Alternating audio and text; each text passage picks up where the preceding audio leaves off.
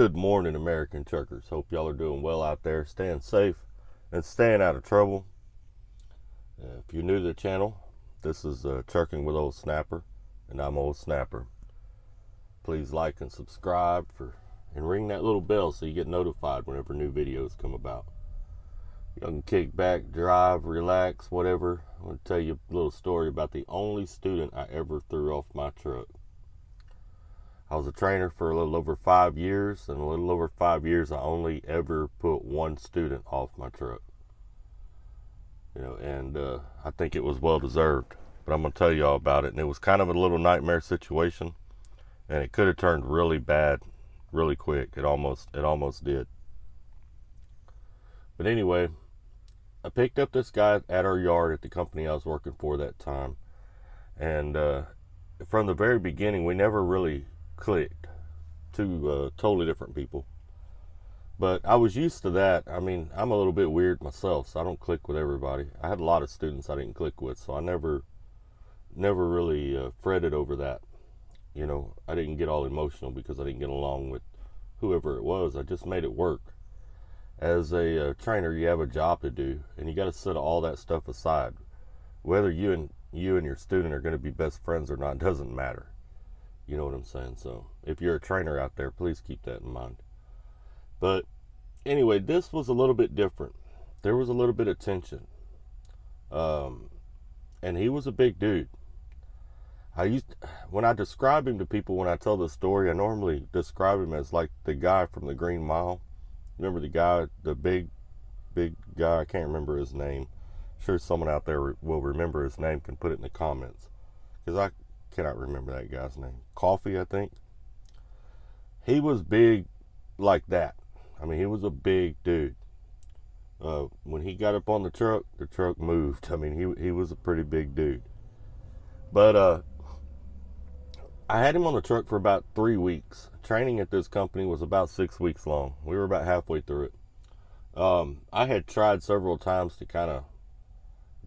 to break the ice so he'd relax a little bit. He was always real tense, always on edge, and I felt bad for him because he hadn't been out of prison long. He had done some time in Louisiana for robbery, and he hadn't been out of prison long. He was still very much in that mentality. He still very much had that mentality. So it was difficult. But I like to work out in the evenings. He works out in the evenings, so I'd get out there and work out beside him and stuff, and we'd have little competitions, doing burpees and things like that.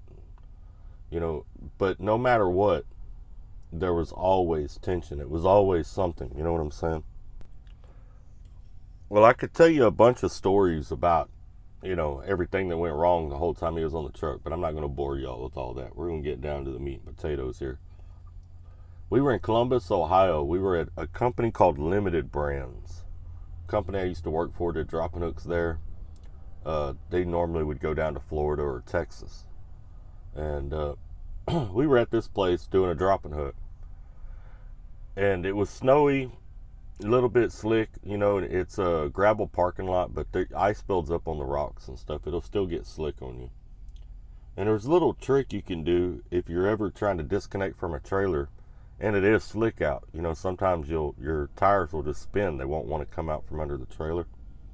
You drop your airbags, and it changes the way the weight is distributed on your truck, and you can come out from under the airbags. Well, he's inside the truck. I'm standing outside the driver's side. I let him do it for a minute, and I'm not saying anything. I just let him do it. He's just spinning tires. He's not doing anything. So he stops. He's frustrated. He's already frustrated at what's going on. He had a pretty bad temper. I opened the door, and I can't remember his name, but I said, "Hey, man, if you drop the airbags out, it'll change the way the weight is distributed. Sometimes that'll help, and you'll catch traction and come out from under this trailer." He cusses and slams the door. I'm like, "All right, we'll continue spinning tires. I got all day. Don't matter to me." Does it for another probably 4 or 5 minutes. I open the door again, and this time he gets pissed off. He comes out on me, jumps out of the truck. Now, I'm 5'10". This guy's a hell of a lot taller than me and a hell of a lot more broad than I am. He's probably 6'4", maybe 300, and he's not fat at all. And I'm 5'10", maybe 220, so I'm pretty outsized. But I'm not going to back down. I'm standing my ground. But I'm standing my ground hoping that it doesn't go that direction. But I'm not going to back off of him, and I'm not going to back down. It's just not in me to do that. I'll die before I back down. So he's right up to me.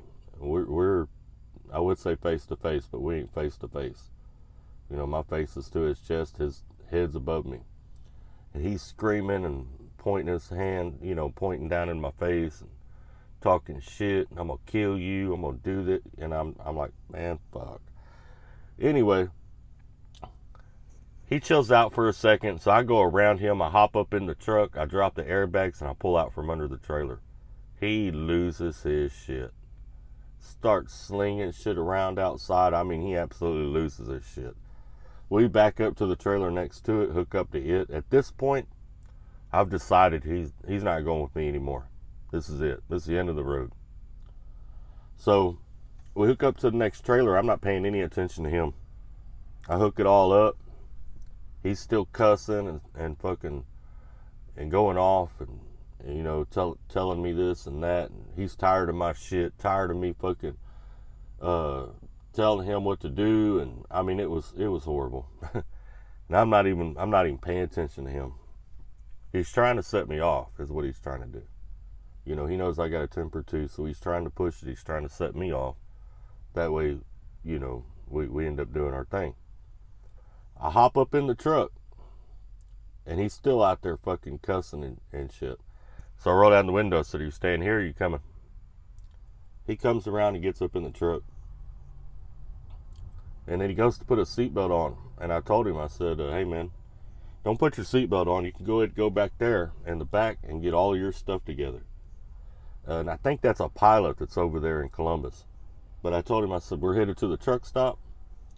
And I'm going to call the company. They're going to get you another trainer. They're going to send you back. You ain't going with me anymore. This is where you get off, buddy. Oh, fuck, he goes. He just loses his shit again. He's in the back slamming shit around. I'm hollering at him, telling him not to slam shit around. Don't be breaking shit, because I had a TV and my laptop and everything back there. He's freaking the fuck out. And, it was a bad deal. But anyway, I get over to the pilot.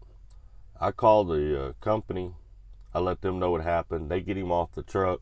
They end up putting him with another trainer. And from then on, I don't hear anything about it for a while. About 6 months later, the safety director calls me. And the safety director's, I think his name is Adrian Wheeler, if I remember correctly. But Adrian calls me. He says, hey, do you remember student such and such? And I said, yeah, I remember him. He says, did he have any anger issues? And I started laughing. I said, well, apparently y'all don't communicate, because I had to put him off my truck in Columbus, Ohio about halfway through his training just for that, anger issues. I said, why? What happened? He said, well, I wish they would have noted that in the system, because we had a major issue here at the yard.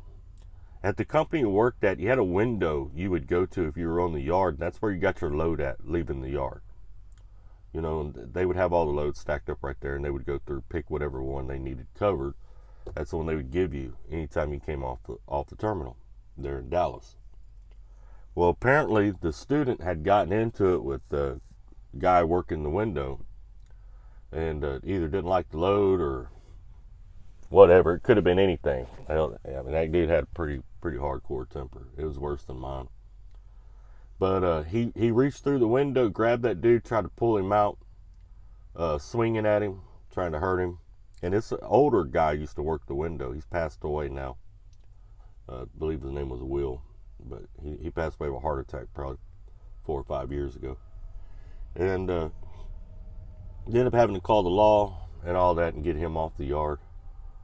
Well, from then on, they had a picture of that dude at the yard.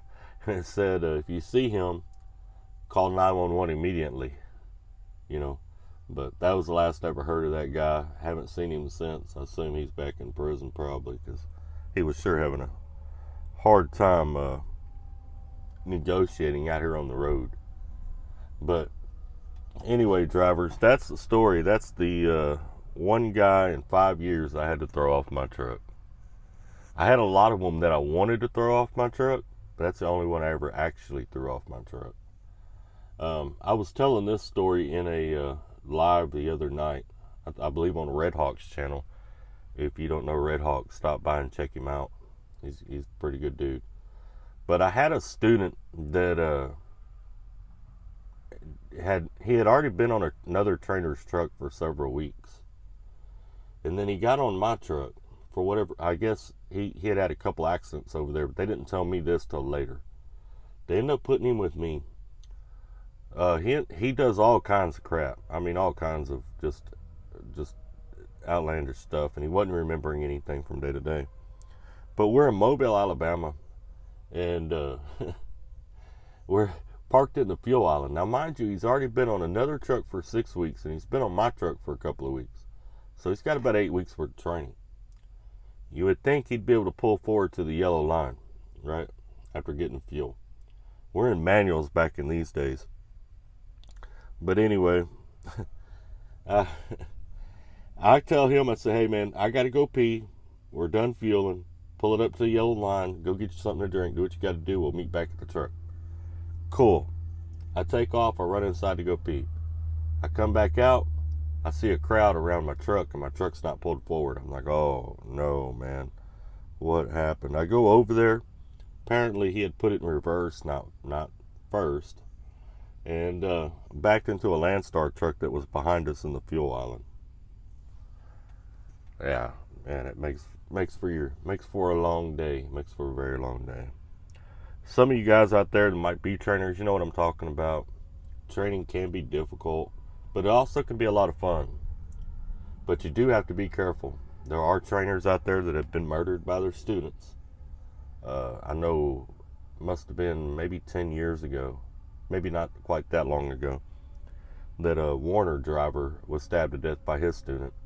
There was another trainee who had killed his trainer and had him in the sleeper and rode with him for like 2 days. He drove around with his trainer in the sleeper for like 2 days. He gets pulled over in Texas on either 35 or 45. I can't remember which one. And that's when the police discovered that his trainer was dead in the sleeper. So, I mean, you really got to mind your P's and Q's. And out of all the students I had, that was the only one I ever had. That one that got violent was the only one I ever had that I watched in that kind of way. Because I could tell mentally he wasn't there. And that he was dangerous and capable. And I knew he was. You know, that old adage, real recognize real. That's a real thing, man. I knew he was capable of it, and I would keep an eye on him. But anyway, that's some trainer stories. I hope y'all stay safe. Stay out of trouble out there. Be good to one another. Remember, we are all family, even if we are a little bit dysfunctional.